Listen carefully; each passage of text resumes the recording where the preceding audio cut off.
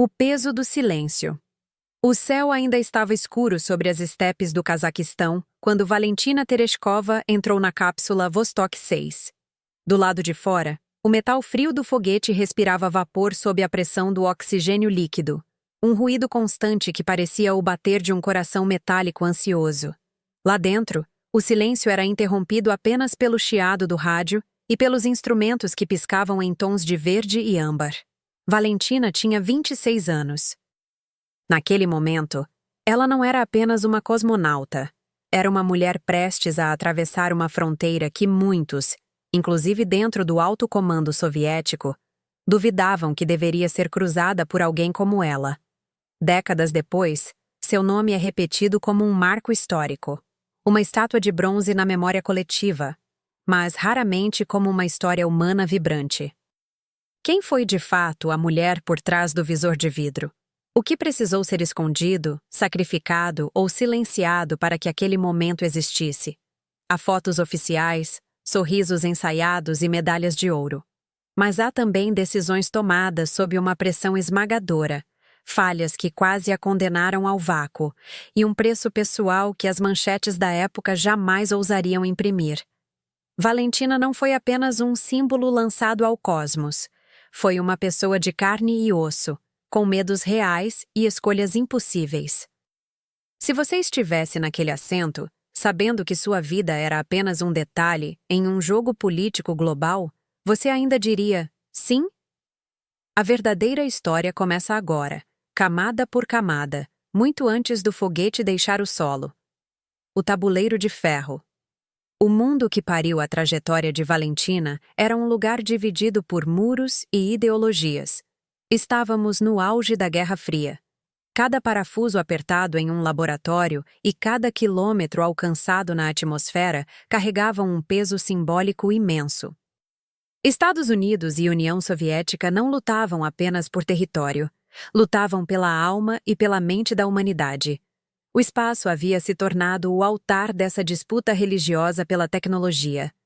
O lançamento do Sputnik em 1957 e o voo histórico de Yuri Gagarin em 1961 colocaram os soviéticos em uma dianteira que humilhava o orgulho americano, mas era uma vantagem mantida por um fio. O programa espacial soviético, liderado pelo misterioso projetista-chefe Sergei Korolev, funcionava em um ritmo frenético. Não havia tempo para cautela excessiva. Levar uma mulher ao espaço foi uma jogada de mestre de Nikita Khrushchev. O objetivo era claro: provar ao mundo que, no socialismo, a mulher era tão capaz quanto o homem, enquanto o programa Mercury americano ainda era um clube exclusivo de pilotos de teste masculinos. No entanto, os bastidores desse progresso eram implacáveis.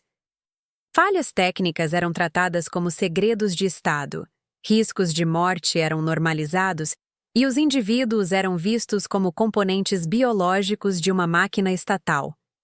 Entender esse contexto de vitória a qualquer custo é essencial para compreender por que Valentina foi lançada em uma missão que ainda não estava totalmente pronta para ela. A filha da guerra. Para entender a resiliência de Valentina, precisamos voltar a 1937, na vila rural de Maslenikovo. Ela nasceu em uma Rússia que ainda sentia o peso do arado e da terra. Seu pai, Vladimir, era um motorista de trator que foi convocado para a guerra de inverno contra a Finlândia. Ele nunca voltou. Morreu em um tanque de guerra, deixando Valentina, seus irmãos e sua mãe, Helena, em uma pobreza digna e silenciosa. Essa ausência paterna moldou Valentina. Ela não cresceu com luxos, mas com a disciplina de quem precisa ajudar na fábrica têxtil local enquanto tenta terminar os estudos em escolas noturnas. Foi na monotonia do trabalho na fábrica que ela buscou o céu pela primeira vez, não através da ciência, mas do paraquedismo. Imagine o contraste. Durante o dia, o barulho das máquinas de tear. No fim de semana, o silêncio absoluto do salto em queda livre. Valentina fez mais de 150 saltos, antes mesmo de ouvir falar do programa espacial. Ela aprendeu a confiar no próprio corpo e na precisão dos equipamentos. Quando o governo soviético começou a procurar mulheres para o programa, eles não queriam astrofísicas, queriam paraquedistas. A cápsula Vostok não pousava suavemente. O cosmonauta precisava ser ejetado a quilômetros de altura e descer de paraquedas. Valentina tinha a técnica, a coragem e, acima de tudo, a biografia proletária, perfeita para o regime. O segredo e a seleção. O recrutamento de Valentina foi como um sequestro consentido pelo Estado. Ela e outras 4 finalistas foram retiradas de suas casas e enviadas para o Centro de Treinamento de Cosmonautas, sob nomes falsos e uniformes de soldados. O segredo era tão absoluto que ela disse à sua mãe que estava treinando para uma competição nacional de elite de paraquedismo. Durante meses, essas mulheres foram submetidas a testes que hoje seriam considerados tortura. Elas passavam dias em câmaras de isolamento sonoro para testar a sanidade mental. Eram giradas em centrífugas que multiplicavam seu peso corporal por 8 ou 10 vezes, dificultando até o ato de respirar. Valentina não era a mais técnica do grupo, nem a que tinha as melhores notas em engenharia, mas ela tinha algo que os psicólogos militares valorizavam acima de tudo: uma estabilidade emocional inabalável. Onde outras candidatas demonstravam irritação ou cansaço, Valentina permanecia calada e eficiente. Além disso, havia o fator ideológico. Valentina era uma comunista dedicada, filha de um herói de guerra e operária têxtil. Ela era a personificação da mulher soviética. Quando Korolev finalmente apontou o dedo para ela, o destino estava selado. Ela não foi apenas escolhida para voar. Ela foi escolhida para ser o rosto de uma nação. A engenharia do risco. À medida que 1963 avançava, a pressão sobre Valentina e a equipe técnica atingia o ponto de ebulição. O voo da Vostok 6 seria conjunto com a Vostok 5, pilotada por Valery Bykovsky. O plano era ousado: 2 naves no espaço ao mesmo tempo, estabelecendo comunicação via rádio. Mas havia um problema. A cápsula Vostok era um projeto bruto.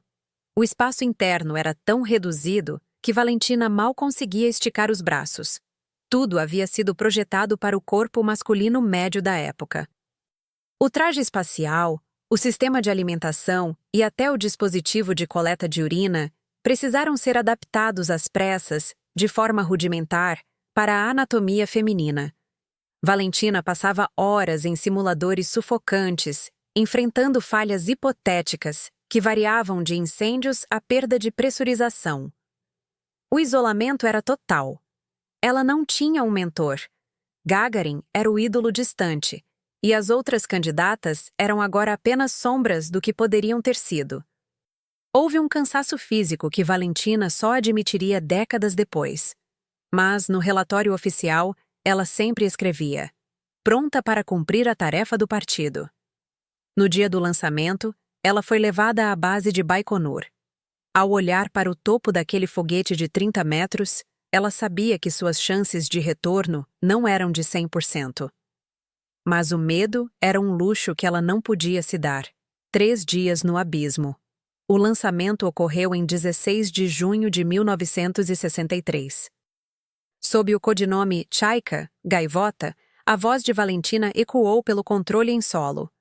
Mas o que as transmissões de rádio triunfantes não mostravam era a agonia física. Logo nas primeiras órbitas, Valentina começou a sofrer de doença do espaço severa. As náuseas eram constantes e ela não conseguia ingerir a comida pastosa preparada para a missão. O capacete incomodava e o sensor na cabeça causava uma dor aguda. Mas o pior estava por vir: um erro de programação no computador de bordo. Valentina notou que a nave, em vez de se preparar para a reentrada, estava se afastando da Terra a cada órbita. Se ela não tivesse percebido e reportado, a Vostok 6 se tornaria seu túmulo flutuante, derivando para o espaço profundo. Por 48 horas, ela teve que manter a calma sob um estado de exaustão extrema, enquanto o controle em solo enviava novos códigos de coordenação. Ela não podia dormir profundamente. O erro precisava ser corrigido manualmente. Ela enfrentou o frio, a fome e o terror da solidão absoluta. No final, ela completou 48 órbitas, mais do que todos os astronautas americanos da época somados. O retorno e a mentira oficial. A reentrada de Valentina na atmosfera foi violenta, como era comum nas cápsulas Vostok. A nave era envolta em chamas enquanto cruzava as camadas de ar, e a desaceleração esmagava seus pulmões. A 7 quilômetros de altura, a escotilha explodiu e Valentina foi ejetada da cápsula. Pendurada em seu paraquedas sobre a região de Altai, ela quase pousou em um lago, o que seria fatal devido ao peso do traje. Mas o vento a empurrou para a terra firme. Quando tocou o solo, ela estava exausta, com hematomas no rosto e faminta. Aldeões locais correram para ajudá-la.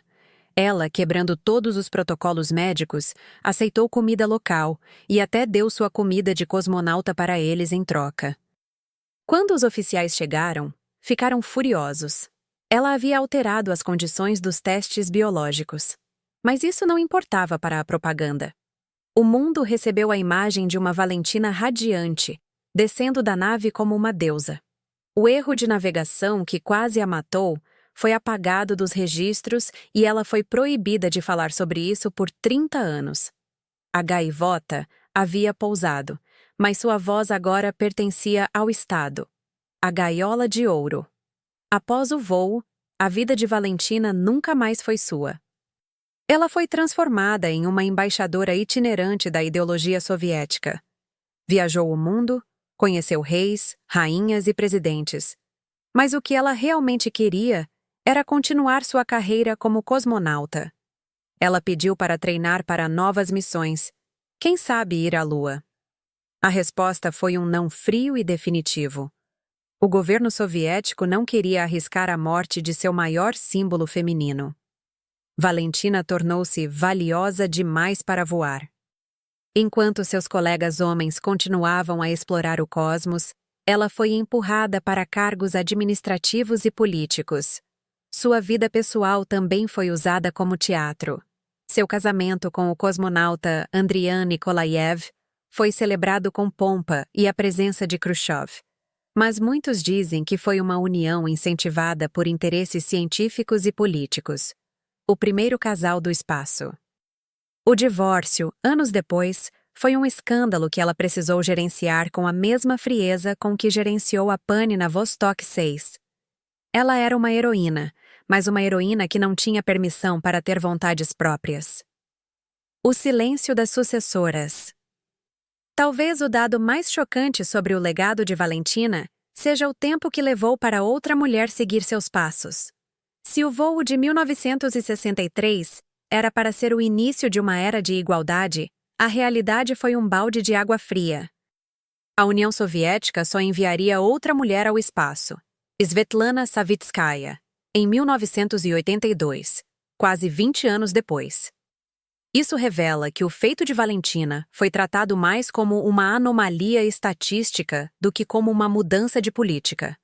No Ocidente, a primeira mulher americana, Sally Ride, só voaria em 1983. Valentina abriu uma porta que o sistema tentou fechar logo em seguida. No entanto, sua presença no espaço alterou o imaginário de milhões de meninas ao redor do mundo. Ela provou que o corpo feminino não era o fator limitante. O limite estava na estrutura de poder que decidia quem tinha o direito de subir no foguete. Valentina tornou-se uma política influente, defensora da ciência, e até hoje, uma figura complexa que mistura o orgulho nacionalista com a luta silenciosa por reconhecimento técnico além da sua imagem. O horizonte de Valentina. Ao olharmos para a trajetória de Valentina Tereshkova hoje, vemos uma história que não cabe em uma legenda de Instagram ou em um parágrafo de livro didático. Ela foi a operária que tocou o céu, a paraquedista que encarou a morte e a mulher que sobreviveu à própria lenda. Sua vida é um lembrete de que as grandes conquistas da humanidade raramente são limpas ou perfeitas. Elas são feitas de suor, erros técnicos escondidos e sacrifícios que a história oficial tenta suavizar. Valentina navegou por um oceano de expectativas e riscos, pagando um preço caro por sua posição na história. Mas, ao olhar para as estrelas, ela sabia de algo que nenhum político ou general poderia entender: a sensação de ver o mundo sem fronteiras, de sentir a fragilidade da Terra e a força de quem, mesmo com medo, decide não fechar os olhos. Que a história dela nos inspire a buscar a verdade por trás dos ícones e a valorizar o custo humano de cada pequeno passo que damos em direção ao desconhecido. Se essa jornada pela vida da gaivota abriu seus olhos para uma nova perspectiva, vale a pena perguntar: quais outras histórias estão esperando, nas sombras da glória, para serem finalmente ouvidas? Conte-nos de onde você está assistindo. Inscreva-se no canal Mulheres Apagadas da História. Curta, compartilhe.